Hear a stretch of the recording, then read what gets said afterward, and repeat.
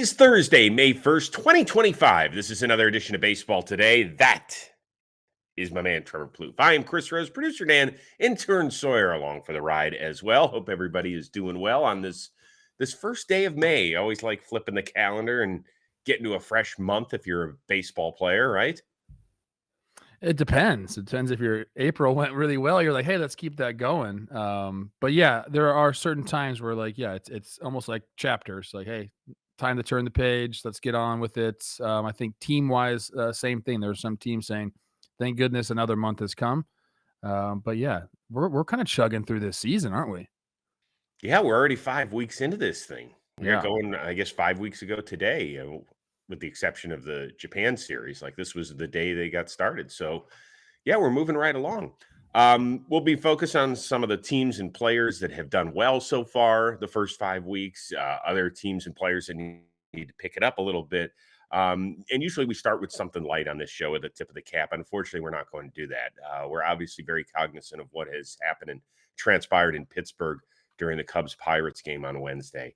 And as of the taping of this show, there is no further health update on the young man who had that terrible, terrible accident falling over the Clemente wall. Just obviously, we're not going to ignore it.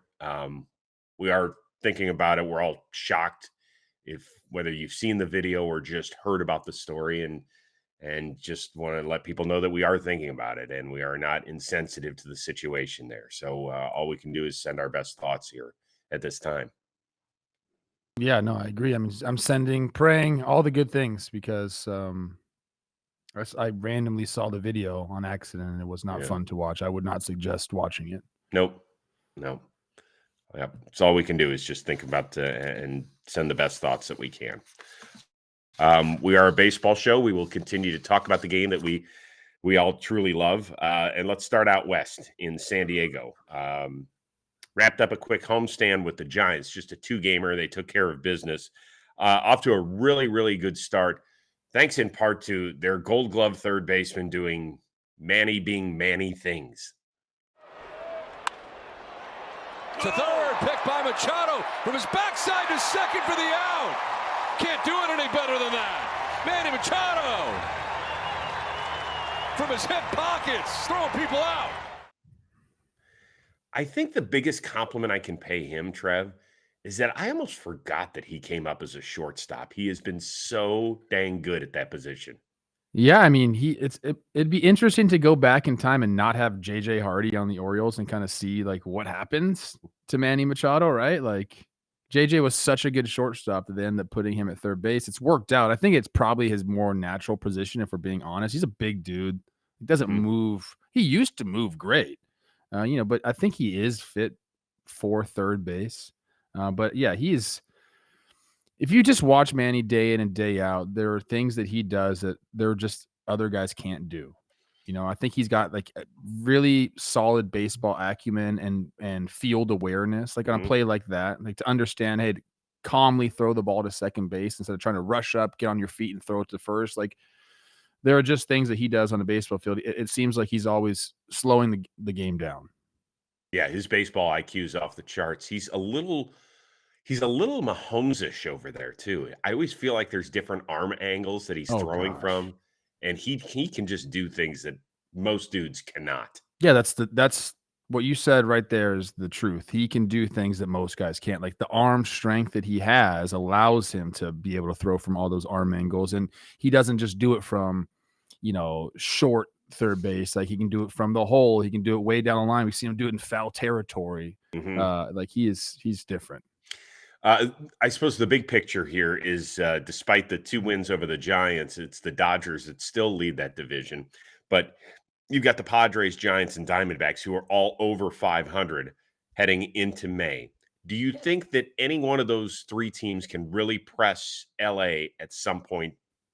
Not at some point, but throughout the entire regular season?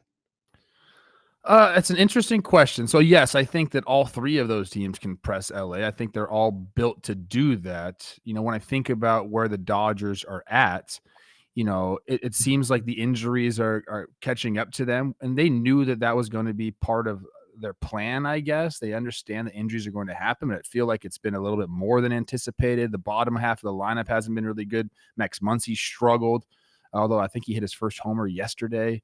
With all that being said, they're still winning the division. Like, with all the stuff that's gone wrong for them, Mookie hasn't even really hit yet. And they're still in first place. But I do think, Chris, and this is a reveal for you, you like this. Oh, if I had to pick one team, I'm going to pick the Padres, the team that the Dodgers said they were most afraid of last year, it was their World Series when they played them. They just have a complete roster. And again, they're kind of doing these things, Jake Cronenworth's on the IL, Jackson Merrill's on the IL. They're getting some pitching reinforcements back, but they just do things well across the board. I really do like the Padres. We gave them crap in the offseason because we thought, hey, they might trade some of these guys. I don't think that's going to happen, dude. I think they're going to go through the season and add. The bullpen's been incredible. It's been the best bullpen in all of the big leagues, up and down the roster. I think there's one team that can truly compete and then also not give a fuck, Chris. It's the Padres. And I think you have to be able to have that attitude to go up against a roster like the Dodgers. Yeah, I think I think going into the season, the team that would press the Dodgers the most would have been Arizona. And they've struggled a little bit, right? Their top three pitchers, it's taken them a while to kind of get churning in the right direction. They have rediscovered what Corbin Carroll is all about, so that part is great for them. We've talked about the depth of their lineup, so I still feel like out of the teams maybe behind the Dodgers, even though the Diamondbacks right now sit at fourth place in that division, that they're a team that could step on the accelerator. But when I'm talking about, like, I want to feel like it's a 3-game or 4-game deficit with 2 weeks to go. And I don't know if any team will be in that distance. I just don't. Yeah, I mean, it depends because LA does have another gear that they can go into. We have not seen the Dodgers play good baseball. They haven't for their standards, and they're still leading the division. And Shohei's going to come back and pitch at some point. And again, I don't expect Max Muncy to struggle or Mookie Betts to have an OPS in the sevens. So they have room to grow as well. But I don't know, man. I think there is something about this Padres team that they could find themselves in that situation. It is interesting, though. You look at the Dodgers, like they just started to get healthy hitting wise against the Miami Marlins. They swept them out of town. Pages has been on a ridiculous run. Teoscar has heated up. Teoscar has been so good for them. It feels like, Shohei hasn't done anything. His OPS is 949. He's got 7 homers. He's got 9 steals. He only has 10 ribs. I think maybe that's part of the deal. Tommy Edman, for the most part, although he's cooled off a little bit lately, has played exceptionally well the first 5 weeks of the season. So I don't know. I mean, I think if I were to rank them in order, I would say Diamondbacks, Padres. I think those are really close. And still the Giants have a little bit more to prove to me. I want I don't know. You're more high on their offense than I am. Yeah, I mean, I think that they play baseball fundamentally sound, and they can do a lot of different things. I do think over the course of 162, the Dodgers and the Padres might pull away a little bit from them. But it's baseball. They can get hot. Like all it takes to be in the race at the end with these teams is for the Giants to go out and have a huge month, and then kind of play regular type baseball the rest of the months. That's what these good teams do that win 95 games. Is they have one hot month where everything is clicking. The hitting's in the pitching line up together, and they run off like a 19-6 month, and all of a sudden that's the platform month, and everything else you're just kind of surviving some injuries. You're surviving a little bit of cold hitting and cold pitching, and the Giants I think can do that. Last point is that the Dodgers have already thrown 21 pitchers this year, and that doesn't even include Miguel Rojas and Kike Hernandez, position players who got on that mound. That is amazing. 21. It's crazy. Non-position players have thrown a pitch for them in March and April. And Ben Kasparius has thrown every single game. you know what? Leave a comment down below. Do you think that anybody will challenge the Dodgers? Who will it be? Give us a little 2-sentence write-up. I always like hearing your thoughts. Those of you that are a little more connected to the division, but you don't have to be. You could just be a baseball fan, because I love getting your opinions. It's good stuff down there. All right, let's move over to the American League West, where the Athletics saved their best work for last down in Arlington. Ended up with an error, and so did someone else. Brent Rooker turns on one, and Brent Rooker homer in Texas. How about it? A's take the lead in the ninth. It's 3-1. They would add on after that. Lawrence Butler with a grand slam. They score 6 in the ninth. They end up winning the game 7-1. Just like the National League West, the American League West, competitive division. You got 4 teams with winning records through the month of April. What is your biggest question about this division, whether it's team-wise or individual-wise, as we head into May? It's all about the Mariners for me. It's been a clear recipe for them, even the last 2 years. Hit the ball, you win. That's it. Score some runs, you win. It's a simple formula. Score 4 or more runs and you win, and they've been able to do that, Chris. You know, and I guess my question is, can they keep it up? Jorge Polanco is probably not going to 1.2 it the entire season, but obviously the improvements have come at the plate for him. A guy like Dylan Moore, who's had an excellent start to the season. Like, those guys just need to be good hitters. Julio needs to figure it out. But if you can have J.P. Crawford having, you know, one of his best offensive years, and Cal Raleigh continues to do his thing, like, they have the pieces there. Like I said, they don't even have to be this elite offense. They just have to be a serviceable offense. If they can do that, this team's going to run away with the AL West. And right now they kind of are. And again, like, it's been because they've had a few guys step up and have good months. Now, those guys need to cycle out. Somebody else needs to come. Julio needs to come in May or June or whenever he decides to get hot, like he always does. Like, they just have to start passing the baton. Like, somebody has to be the offensive king of the team and just pass the baton, because when they score runs, they win. It's like, of any team in the big leagues, it's the simplest formula. They have the pitching. All you have to do is score 4 runs. And right now they're doing that, Chris. They look really good. I wouldn't say that they're running away with the division. They have a 2-game lead over the Astros, 2.5 over the Athletics and the Rangers. So that's 1 week turnaround from being second or third place. They look like the best team in the division. That's kind of what I'm saying. All right, that's fine. For me, the biggest question is, who kidnapped the Texas Rangers offense? I don't know. Because this is not the team I expected at all. I thought we had a ton of question marks, particularly in the starting rotation outside of Nathan Eovaldi, and a lot of those over the first 5 weeks, although they have obviously dealt with some injuries as well.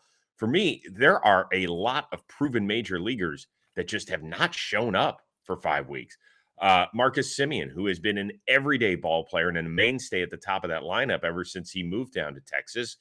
They've moved him around the order to try and get him going. Jake Berger has not been any good since they traded for him. Jock Peterson went for that 41 slump. That guy's barely hitting 100 this year. They're not scoring runs. They're like bottom 5 in that area. In fact, the only team that's got a winning record who has scored fewer runs are the Kansas City Royals, who I will talk about in a little bit.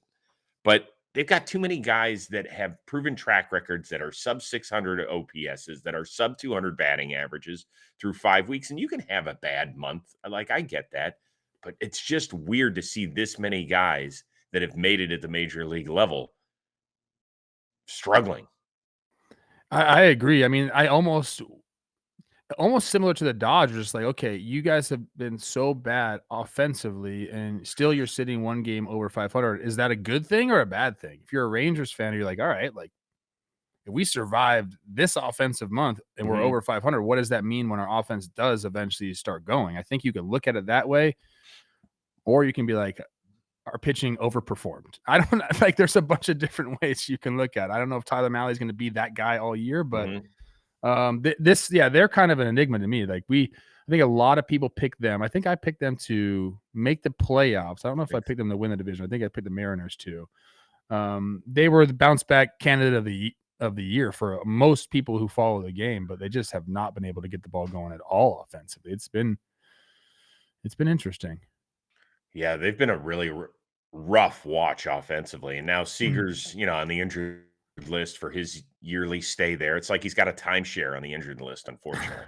It's always something strange. He's got a hamstring, he's got something weird that's going on with him. I hope he gets back because he's one of my favorite players to watch when he's actually out there.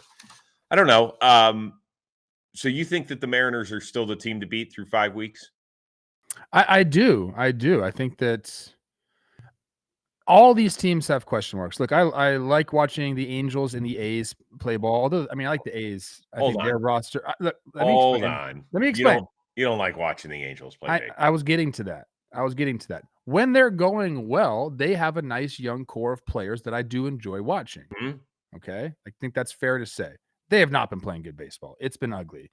The A's, they're interesting to me. Like they're a lot of fun to watch, but I think they do have some deficiencies on that roster as well. I think the Mariners, again, it's just a simple formula. Like they don't even have to be, again, a great offense, be a average offense, and they're going to win a ton of games. They're going to make the playoffs if they just do that. So that's why I have them on top of that division, and I'm high on them because it's the easiest path to victory. So once again, it's a highly opinionated day here on Baseball Today. We have the opinions. You need to share yours as well. American League West, I think a better division than we anticipated out of the gate for the first 5 weeks. Who do you think is the favorite, heading into May? Give us a little reason why. Is Houston just going to do it? Are we just stupid? They ended up winning a series from Detroit, although Javi Baez. How about Javi Baez, man? Yes. This is the second time this week I think we've mentioned him on the show. I'm stoked for him. Yeah, well. He got so much crap that it's almost like, look, yeah, he got all that money, then he was didn't play well, and you can talk about some antics, whatever, but it got so bad that I'm rooting for him now. That's a great point. Yeah, it's not bad. Hey, today's episode of Baseball Today is sponsored by MLB 9 Innings, a Major League Baseball game you can play in the palm of your hands. MLB 9 Innings has a wide variety of game modes, from league mode, where users can play through a season, to live player v. player. 9 Innings has over 2,000 player cards to collect and use in your dream roster. MLB 9 Innings has the most up-to-date rosters, team logos, ballparks, uniforms, and 9 Innings has also added new historic players to the game, like Hall of Famers Joe DiMaggio, Satchel Paige, Kirby Puckett's there, Derek Jeter, Adrian Beltre, one of the newest Hall of Famers. You may have already seen it, but MLB 9 Innings has released an incredible trailer this year as well. Mike Trout's there, a pair of Hall of Famers, Ken Griffey Jr., Greg Maddux are in it. So check out the trailer on the MLB 9 Innings official YouTube channel. Download and play MLB 9 Innings 25 today. Click the link in the description. Off you go. Have a great time with it. All right, you know who's having a great time? Not Cole Reagans, because he got scratched from his Wednesday start for the Royals down in Tampa Bay because he's got a bad groin. Well, the prospect who replaced him ended up kicking Tampa's ass. It's righties and lefties. And that's another strikeout. Caminero is out. And that's 6 hitless innings for Noah Cameron in his big league debut. Ended up taking that no-hitter into the 7th, gave up a hit, his only one down the line. His entire family, I think, that has ever been created around the world, ended up descending on a minor league stadium in Tampa Bay. Very, very cool for him. I think the coolest story is he grew up about an hour outside of Kansas City, St. Joseph's, Missouri. Grew up a Royals fan. He's a top 5 prospect in their organization, even though he looks to be about 33 or so, which he's not, and ends up spinning that gem for his first taste of the big leagues. Yeah, this stuff's pretty easy. When you got stuff like that, it can be pretty easy. That's Blake Snell-esque right there, that breaking ball. That was filthy. So, yeah, kudos to him. That's incredible to do that in front of your family, to have I don't know if the minor league stadium helps with the nerves to calm you down a little bit. You're not seeing that third deck. That's what a lot of people talk about when they get to these. That third deck is you don't see that in the minor leagues, and it kind of takes your breath away a little bit. But yeah, that was awesome, man. And the Royals need that. The Royals are actually playing pretty good ball right now. They are. They've won 8 of 9. The other cool part about this Noah Cameron story is that when he was 4 years old, he went on like a school field trip to a Royals game, and he's walking around with his mom on the outfield track, it sounds like. And who was making their major league debut that day? None other than Zach Greinke. Wow. And so he remembers yelling to Greinke, and Greinke actually waved back, as You he's remember getting that loose in 4 the years outfield. old? Yeah, at 4 years old. Do you know who you just sounded like right there? And this is maybe the biggest compliment I'm ever going to pay you. Hmm. You sound like Vince Scully. Oh. When Noah Cameron was 4 years old, he No, made he a was trip just a down. young man. Oh, so Uh, good. but that's pretty neat, right? You hold on. He said that's when he decided he wanted to be a big leaguer. And so, That's insane. yeah, it is. It's pretty I don't crazy. remember anything from when I was 4 years old. So Well, to me, it's kind of scary that he was 4 years old in 2004.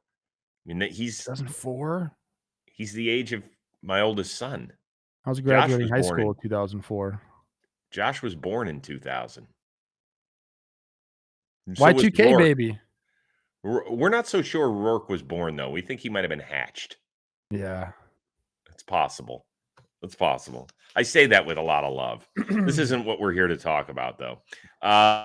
Let's follow it up with this. Which rookie do you expect to have the biggest month in May? So, I mean, this is not the right answer, but I'm going to give you I'm doing this as almost like a prayer circle, like good vibes I'm trying to send out to my guy Nick Kurtz, okay? Mm. Like he needs it and the A's need this guy to go a little bit. A career minor league OBP of 432. He had 22 walks to 36 strikeouts in the minor leagues. He has 12 strikeouts, no walks, no extra base hits so far. Like the league is just it's the game's moving too fast. He's swinging and missing way too much for a guy with his eye and his power, a guy they liken to Jim Tomei. He just needs to take a dang deep breath and slow it down a little bit. I don't know what has to happen, who needs to get in his ear, but if this guy comes and can be the type of player they think he can be, then we're talking about an A's lineup that can really go and do it. He has not been that yet. So I'm just kind of like sending good vibes to him. I like the way he looks in the box, but it's just too fast for him right now. He really needs to just take a deep breath and slow it down. The answer to this is probably Christian Campbell, but I wanted to give my guy Nick a little love. So my question with him is, I mean, you brought up what he did in the minor leagues. Was there really enough data in order to compile a thought about his minor league stint? He played 147 30 plate appearances. Yeah, he played 32 games in the minor leagues, and that was the big question when he got up here, as excited as we all were, because he's a number 4 pick. He looks like physically he belongs up here. But man, that emotionally and mentally, that is an enormous jump. So that's the thing. It's just that. It's just mental. Like he has the physical attributes to be a good big league hitter. He just has to realize that it's the same game and you just have to find a way to slow your heartbeat down a little bit, see the ball a little bit longer, and like just understand what pitchers are trying to do to you. It all becomes that at the big leagues. When you make it to the big leagues, you are good enough. You have the physicality is there. You have the attributes, but you have to mentally get over the hump. He just has to do that. Slow it down a little bit.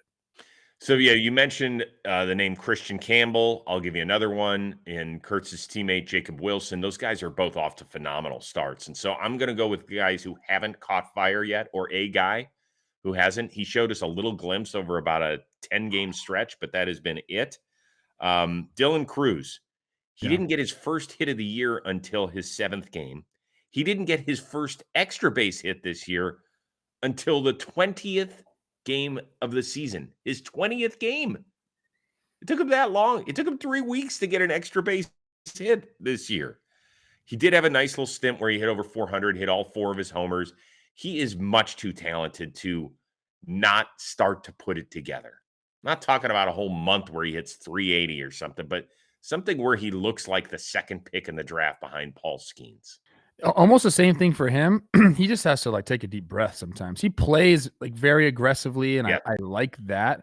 But sometimes you got to slow it down. Play aggressively, defensively. At the plate, you got to just like slow everything down. It's crazy he didn't have that extra base hit for that long because he's so fast. Like you figure he'd try to stretch something into a double. He's got so many tools out there.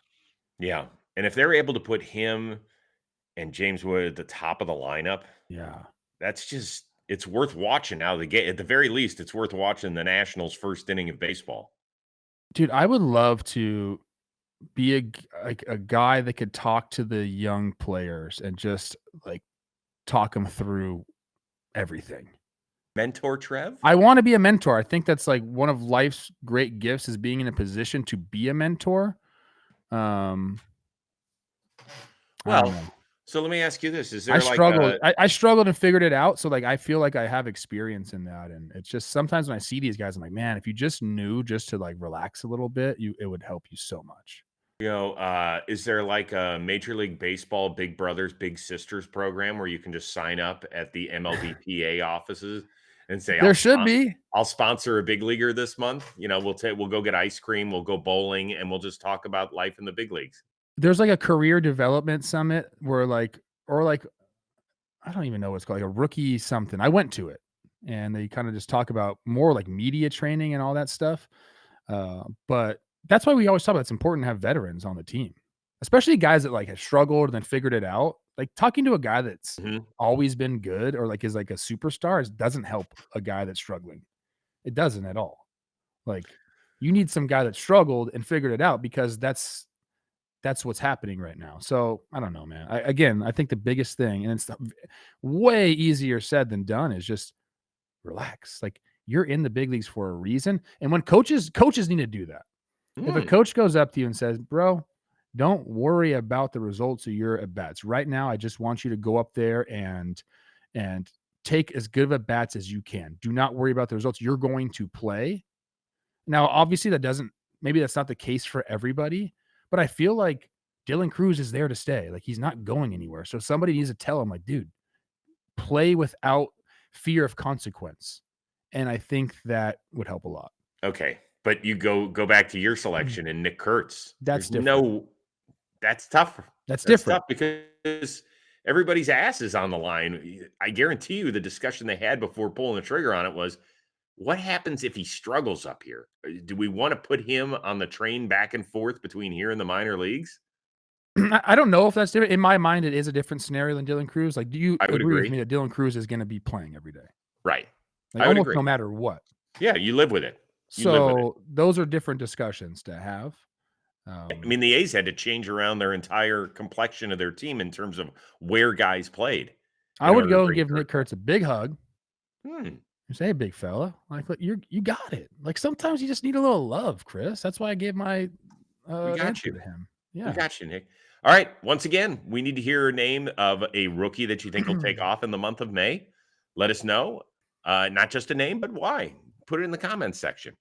Okay, the Orioles take care of the Yankees on Wednesday. They won 2 of 3 in that series, but you know who keeps crushing it anyway.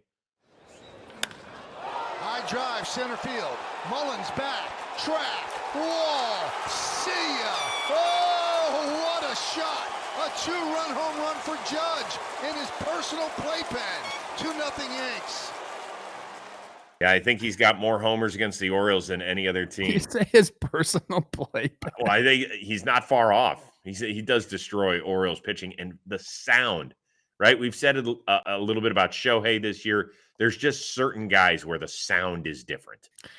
Oh my Judge for sure. Who else used to rake the Orioles? Was it Gleyber Torres for the Yankees? Oh yeah, he did. He used Yeah, to rake them. yeah, yeah. You're right. That's a So good place. Judge, It's a good place to hit. I mean, I know that wall was interesting for a while, but that's a good place to hit.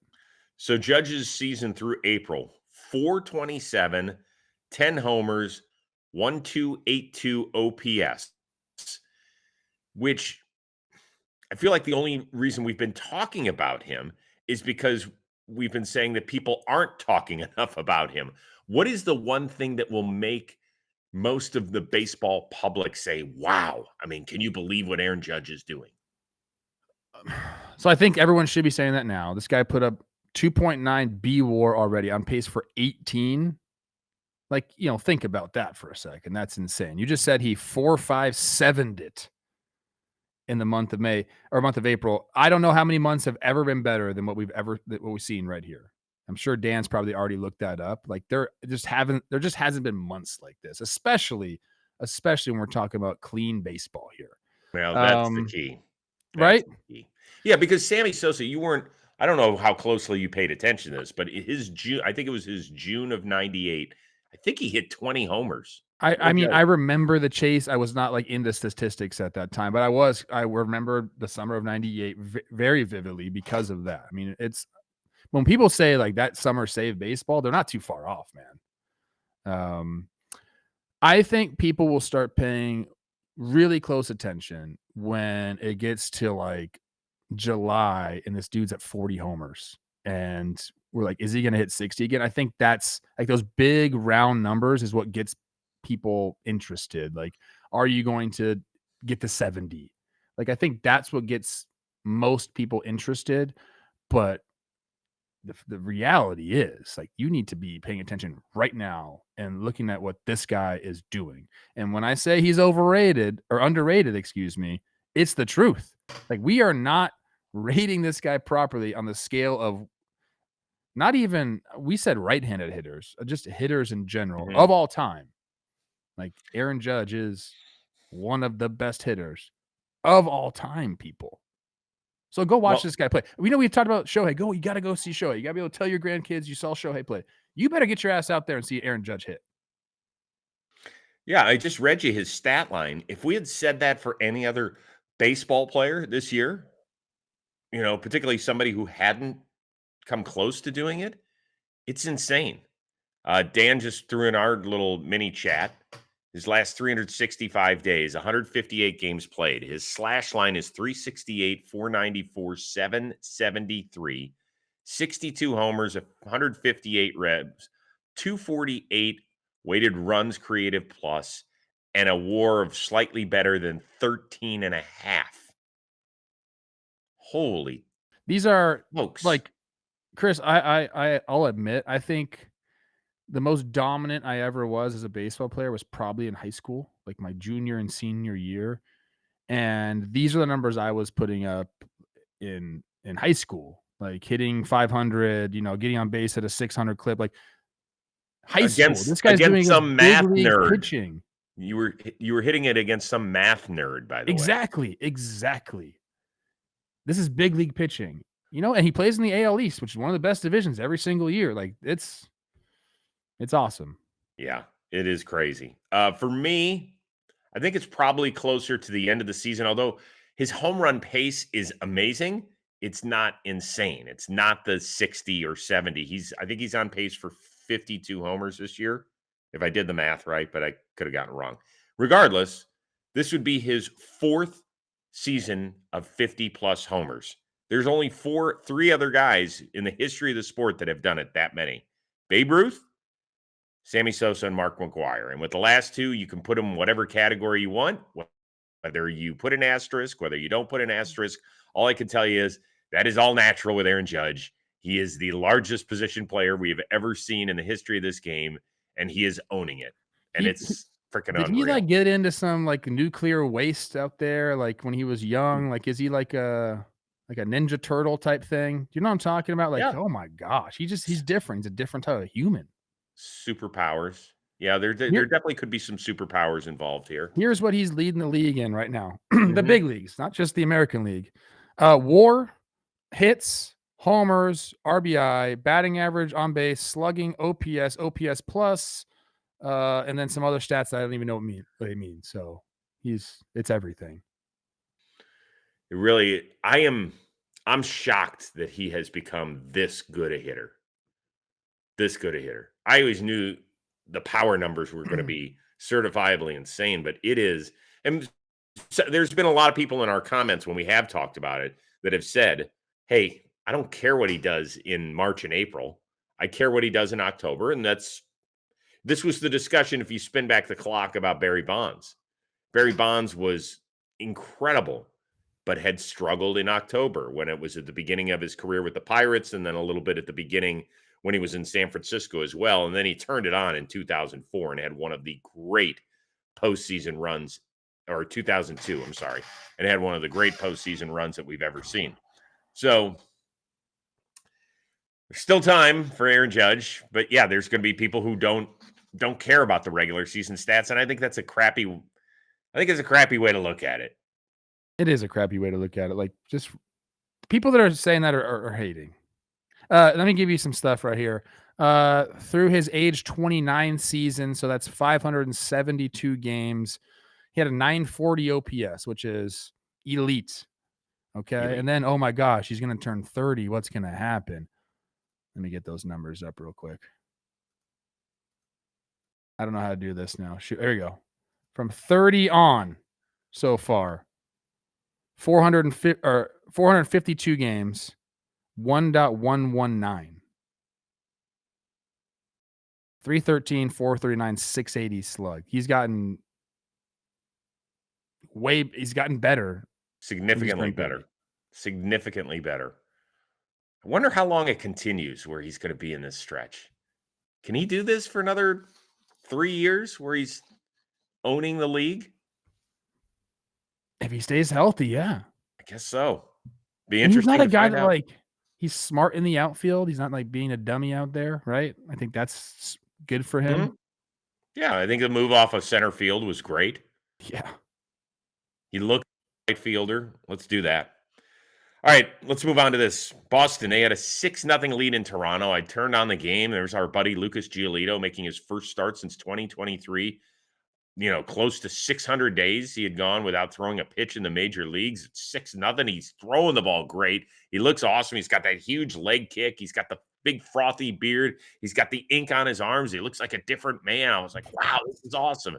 And then he walks somebody. And then he gives up a homer, and then he gives up another homer, and still he ends up throwing 6 innings of 3-run ball. He looked phenomenal. And then the Red Sox bullpen blows it. And then we get to extras, and then this happens. And the pitch. And it's lined to deep left field, and that's a game winner. Guerrero scores. Alejandro Kirk, the hero here tonight. Yeah, he's the hero in part because you know what day? Bobblehead day. It was Alejandro Kirk, and this is a great bobblehead. For those of you that are audio only, the catcher's arm is moving because he's one of the great pitch framers in baseball. And so his bobblehead is crouched down, full gear, and the arm is moving. So that does his head bobble too? Is it a dual bobble there? Head bobble, glove bobble? Yeah, I don't think there's a lot of distance that head can move because of the crouched position. So it's probably more of like just a little bit of a twist. Hold on. This is why I love baseball, Chris. And I tell people this all the time. All these other sports, you got to be like boring to play these sports. You have to be a certain size. Aaron Judge is 6'7", 282. Alejandro Kirk. Oh, I'm going to say he's 5'7". Is 5'8", 245. We're talking about a full foot difference. Almost the same weight. I love the sport, Chris, because anybody can do it. Ugh. Yeah. Right. We've had MVPs the size of Jose Altuve, Joe Morgan, Dustin Pedroia, and then we've had them the size of Aaron Judge. That's awesome, man. Yeah, it is. It is pretty cool. Anyway, the Jays finished kind of an up and down April, 14-16. Give me one other team you want to see step on the accelerator in the month of May. For me, it's the Philadelphia Phillies. And we talk about them quite a bit. And then I saw the ESPN put out their power rankings. I don't know, it was this morning or yesterday. And Buster Olney, I have beef with Buster, but we'll get to that later. He called me charming soft one time. Yeah, he sure did. But I'm respectful, Buster. So you know what? I'm just gonna shout your workout and move on. Okay. He actually had a great point, which I feel like we've maybe thought about, but I never have said it on this show. This team is turning into a Dave Dombrowski team, the one we've seen over and over again. And I saw up close and personal with the Detroit Tigers back in the day, like 2013, 2000, whatever. This team can hit, or it has like sluggers, aging older sluggers, elite rotation, but they don't really play defense and they don't really have a bullpen. And that was their Achilles heel back in the day with the Tigers. They got to figure it out. Whether that is, platooning in the outfield and figuring out better outfield defense, whether that's going out and getting a Ryan Helsley, like they have to do something because like they're getting too much. They're getting guys overperforming. Taijuan Walker, the way he's pitched, like if you were to tell Phillies fans he's gonna have a 2.78 after 5 starts, they're like, we're gonna win the World Series.